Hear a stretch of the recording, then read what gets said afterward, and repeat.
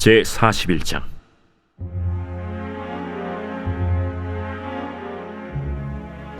내가 꿈에 나일 강가에 서서 보니 살지고 아름다운 7 암소가 나일 강가에 올라와 갈밭에서 뜯어먹고, 그 뒤에 또 약하고 심히 흉하고 파리한 7 암소가 올라오니 그같이 흉한 것들은 애굽 땅에서 내가 아직 보지 못한 것이라.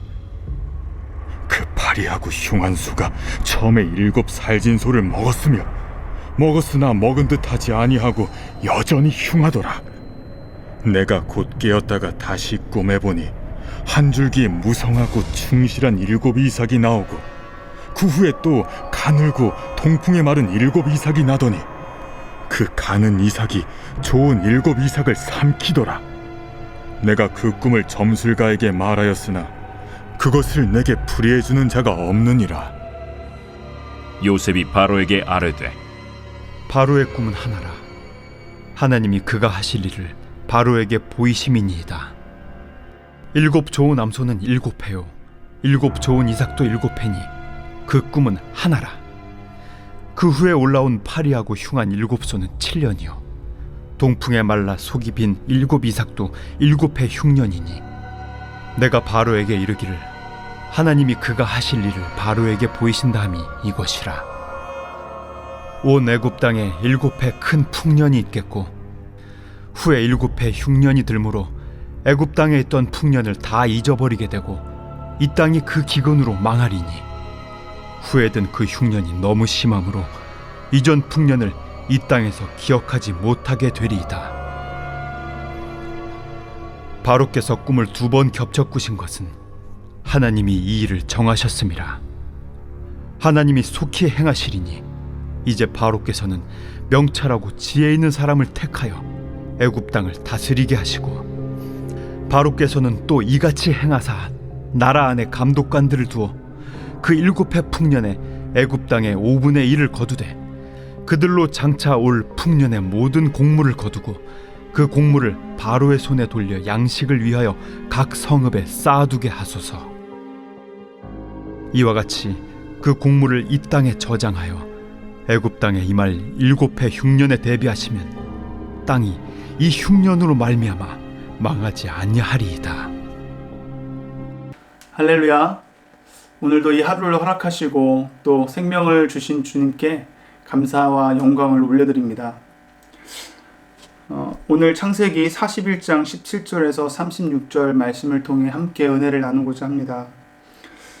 오늘 본문 말씀 들어가기에 앞서서 어제 말씀이죠. 41장 15절에서 16절 말씀 보면요, 바로가 요셉에게 이르되 내가 한 꿈을 꾸었으나 그것을 해석하는 자가 없더니 들은즉 너는 꿈을 들으면 능히 푼다 하더라.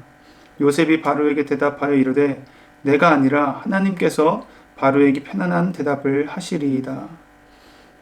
바로가 이제 자기의 꿈을 해석하기 위해서 술 맡은 관원장의 말을 듣고 요셉을 감옥으로부터 이제 데려옵니다. 그래서 이 꿈을 네가 잘 해석할 수 있다라고 하는데 라고 말할 때, 요셉은 내가 그렇게 꿈을 잘 해석하는 사람입니다 라고 자신을 높이고 나아가는 것이 아니라 자신은 낮아지고 오직 하나님을 드러내는 것을 볼 수가 있습니다. 하나님만 나타내고 그 하나님을 인정하면서 내가 아니라 하나님께서 하신다, 여호와 하나님께서 그 꿈에 대한 해석을 해주실 것이다 라고 이야기하는 것을 볼 수 있습니다. 오늘 말씀, 본문 말씀 보면 25절 말씀에도요, 요셉이 그 바로의 꿈을 듣고서요 이렇게 말을 합니다. 바로의 꿈은 하나라. 하나님이 그가 하실 일을 바로에게 보이심이니라. 하나님이 하실 일을 당신에게 보이신 것이다 라고 이야기하고 있습니다. 요셉은 언제 어디서나 누구를 만나든지 하나님을 인정하는 모습으로 살았던 사람이에요. 코람데오 했던 사람이라는 것을 잘 알고 있죠. 하나님 앞에서 항상 그는 말하고 그는 행동하는 것을 볼 수가 있습니다. 오늘 이 하루를 살아가면서 저와 여러분도 요셉의 삶을 본받았으면 좋겠습니다. 언제 어디서나 그 하나님을 인정하는 모습으로 살아가고 나의 삶을 통해서, 나의 말과 행동을 통해서 여실히 하나님만 드러날 수 있는, 오롯이 하나님만 나타나고 하나님만 인정되는 삶을 살아갈 수 있는 저와 여러분이 되었으면 좋겠습니다. 오늘 본문 말씀 보시면요, 스토리가 이렇습니다. 바로가 자신이 꾼 꿈을 요셉에게 다 이야기하죠. 그 꿈이 어떤 꿈이에요? 살찐 소가 나오죠. 살찐 암소, 아름다운 암소가 나일 강가에서 이렇게 나오게 됩니다. 근데 아주 파리하고 흉악한, 약한 소가, 암소가 또 나와가지고 그 풀을 뜯어먹고 있는 살찐 아름다운 암소를, 그 소를 잡아먹게 되죠. 7 암소를 잡아먹게 됩니다. 그리고 깬 다음에 다시 또 꿈을 꾸게 되는데, 그 꿈도 비슷한 꿈이에요. 7 이삭이 살찐 게 아니죠. 충실하고 또 무성한 7 이삭이 나오게 되고, 가늘고 동풍에 마른 7 이삭이 또 나타나가지고 그 충실한 7 이삭, 무성한 7 이삭을 다 삼켜버리는 그런 꿈을 꾸게 됩니다. 요셉이 그 꿈에 대해서 바로에게 해석을 해주는데요. 그 꿈을 해석하는 데 있어서 4가지로 요약해 볼 수 있는데, 그것은 이 2가지의 꿈은 하나의 꿈이라는 것입니다. 그리고 또 7마리의 소가 나오고 7 이삭이 나오는데, 이것은 7년을 상징하는 것이고, 그리고 7년의 풍년 후에 또 7년의 기근, 가뭄이 있을 것이다 라고 이야기하고 있고요. 이 2번의 꿈은 그 일이 속히 분명하게 이루어질 것이라는 이야기입니다. 그렇게 바로가 꾼 꿈을 4가지로 요약하면서 해석을 해줬는데, 그냥 해석해 주는 것만 멈추는 것이 아니라 더 나아가서 그 꿈에 대비할 그 대안책까지도 이야기해 주는 것을 볼 수가 있습니다. 어떻게 대비하라고 이야기하고 있냐면요, 명철하고 지혜 있는 사람을 택하라고 이야기하고 있어요. 장관을 임명하라는 거죠. 인재를 등용하라는 것입니다. 그리고 감독관들을 그 나라에 세우라고 말하고 있어요. 그 나라의 각 지역에 감독관을 두어가지고 행정의 제도를 정비하라고 이야기하고 있습니다. 그리고 국가적 배급 제도를 제도화하라는 것을 또 이야기하면서 요셉은 적임자를 구해서 이 일에 대비할 것을 조언하고 있습니다. 그런데 우리가 내일 말씀에 나오겠지만 본문 말씀에 39절에 보면 이 이야기를 들은 바로가 어떻게 해요? 누구를 이 일의 적임자로 지명을 하죠? 요셉을 이 일의 가장 적임자로서 지명을 하게 됩니다. 스토리가 이렇습니다. 오늘 스토리가 그 꿈에 대한 이야기가 나오고 그 꿈을 해석하고, 그 꿈을 해석하는 데서 그치는 것이 아니라 그 꿈에 대한 내용들을 이제 대비할, 그 꿈에 대비할 대안책들, 방안책들을 다 요셉이 이야기해주는 오늘 본문 내용인데요. 이 말씀을 보면서 저는 한 가지 묵상하게 되는 것은 하나님의 섭리를 묵상하게 되었습니다. 이 꿈을 꾸게 한 것도 사실은 하나님이 꾸게 하신 거잖아요. 하나님이 하실 일을 바로에게 꿈을 통해서 이제 보여준 것인데, 그 꿈의 내용이 또 풍년과 흉년이 있는 거잖아요. 7년 풍년이 있을 것이고 7년 흉년이 있을 것이다 라고 하는 그것마저도 하나님의 섭리요, 하나님의 역사와 하나님의 주권을 이야기하고 있는 것이고, 또 이 일에 대해서 대비책을 마련해 주고 있는, 그 대비책을 마련하는 그 지혜를 준 것도 하나님의 섭리 가운데 하나인 거죠. 그래서 하나님의 섭리를 묵상하게 되는데요. 하나님의 섭리는 무엇입니까? 하나님의 섭리는 하나님의 전능하신 그 손길이 언제 어디서나 미치게 되는 능력을 이야기하고 있잖아요. 그래서 하나님의 섭리를 믿는 사람들은 결국은 하나님의 살아계심을 믿는 사람인 줄 믿습니다. 그래서 신앙인들, 하나님을 믿는 사람들은 하나님의 섭리를 믿고 하나님의 살아계심을 믿는 자들이기 때문에 그 하나님의 섭리를 믿는 자들에게 주어지는 유익이 있거든요. 하나님의 섭리를 믿는 사람들에게 가지고 있는 특징이 있다라는 것입니다. 그것을 좀 이야기하고 나누고 싶은데, 그것은 첫 번째는 어떤 어려움과 어떤 환경 속에서도 어떤 상황에 처해 있다 할지라도 그것이 좋은 일이든 나쁜 일이든 상관없이 그 모든 일들을 이겨낼 수 있는 힘, 인내할 수 있는 힘이 있다라는 것이죠. 그래서 어떠한 결과에 상관없이 감사할 수 있게 되는 것이고 하나님을 찬양할 수 있다라는 것입니다. 더 나아가서 그렇게 하나님의 섭리를 믿는 사람들은, 하나님의 살아계심을 믿고 이 모든 것들이 합력하여 선을 이루어 가시는 하나님을 믿는 사람들은, 그런 믿음의 시각으로 모든 일을 바라보는 사람들은 미래에 대한 두려움이 없다라는 것입니다. 미래에 대한 오직 확신만 있을 뿐이에요. 어떤 확신이요? 하나님께서 이 일을 다 주관하고 계시고 하나님이 우리를 인도하실 것이라는 그런 확신을 가지고 있기 때문에 미래에 대한 어떤 두려움도 없다라는 것입니다. 그런 하나님의 섭리를 믿는 사람들에게 있는 유익들, 그런 특징들을 제가 방금 설명했는데, 그 하나님의 섭리를 믿고 하나님 살아계심을 저 여러분이 믿는 줄 믿습니다. 그렇다면 그 어떠한 문제 가운데서도, 어떠한 환경 가운데서도 우리는 인내할 수 있는 힘이 있고, 또 하나님께 감사와 찬양을 올려드릴 수 있고, 또 미래에 대한 두려움 없이 우리의 인생의 길을 걸어가게 될 줄 믿습니다. 마치 어린 아이가 아버지의 손을 잡고 한 걸음 한 걸음 확신을 가지고 걸어가는 것처럼 말이죠. 저와 여러분 오늘 하루를 살아가면서 그렇게 주님의 손을 붙들고 한 걸음 한 걸음 확신 가운데 주님을 의지하며 살아갈 수 있는 이 하루가 될 수 있기를 바랍니다.